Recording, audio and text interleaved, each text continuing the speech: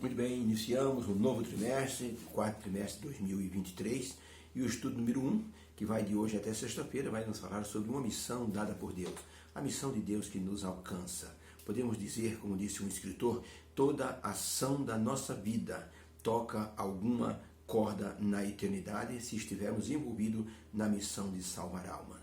Ou seja, quando estamos envolvidos em salvar alguma alma, em falar do Evangelho, das boas novas, no céu existe sempre assim uma vibração por causa dessa nossa atitude. Por isso, o verso da semana está em Gênesis capítulo 3, verso 9, quando diz assim: E chamou o Senhor Deus a Adão e disse: Onde você está?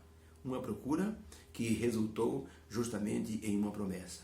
Deus não estava castigando o ser humano, não estava procurando ele para fazer juízo, mas estava procurando porque ele muito os amava e queria dar-lhes, pelo menos, a notícia da missão de salvação. Deus iniciou a missão.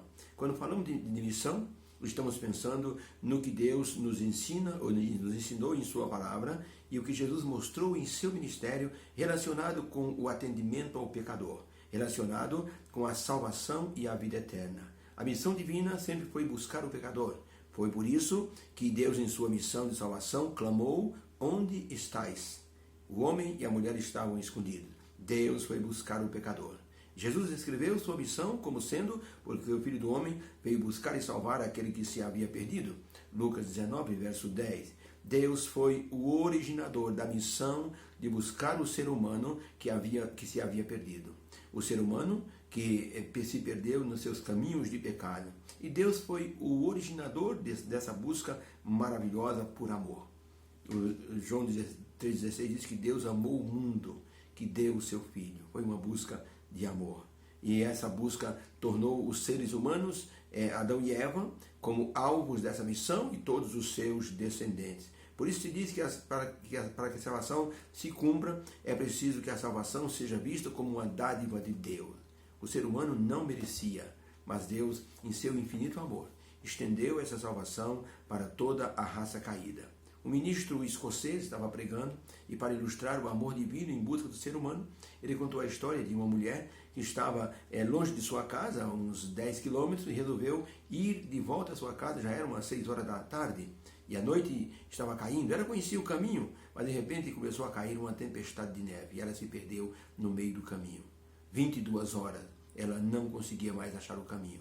Deitou-se sobre ali o nenê, colocou o nenê basicamente embaixo de si, cobriu-se com chale e ficou ali aquecendo a sua criança. O marido chegou do trabalho, colocou as vacas no estábulo e ficou esperando a esposa chegar. Como ela não chegava, seu coração ficou apreensivo. Quando foi mais ou menos umas 10h30 da noite, ele pegou uma corda, outros apetrechos, pegou um cobertor, pegou alguns utensílios e resolveu sair em busca da esposa. Foi uma busca intensa. 4 horas da manhã. Ele encontrou a esposa, ele chamava pelos vales, gritando para o nome de sua esposa, até que finalmente ela respondeu com uma voz muito fraca, estava quase congelada.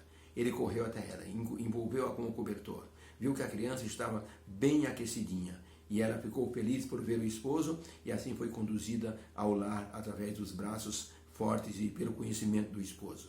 Jesus Cristo fez o mesmo, Deus fez o mesmo conosco. O ser humano estava caído, estava perdido, e por isso Deus então salvou o ser humano assim de uma morte certa, a morte eterna. Ele colocou Jesus como sendo o salvador dos seres humanos.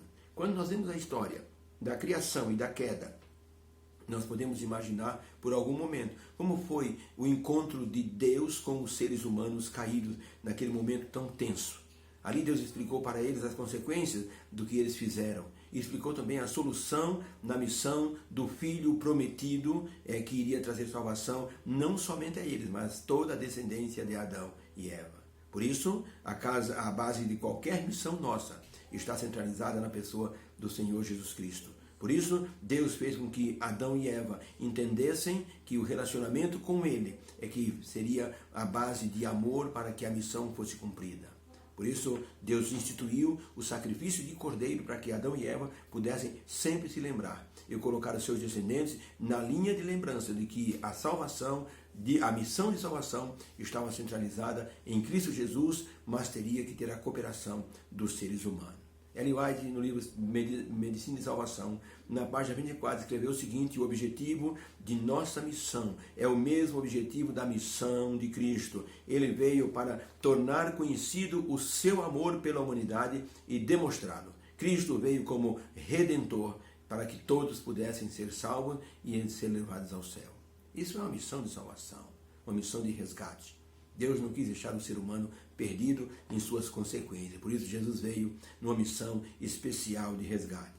Vamos mergulhar nesse estudo maravilhoso, esse trimestre, para conhecermos mais de perto o Deus da missão e a missão que Ele nos confiou. Aceitar essa missão significa aceitar a sua vontade e cooperar com Ele na missão de salvação.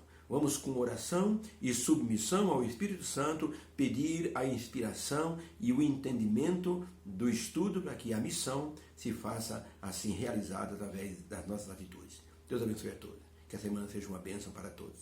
Obrigado, meu Deus, porque iniciamos um novo trimestre, uma nova lição. A missão do Senhor é a nossa missão.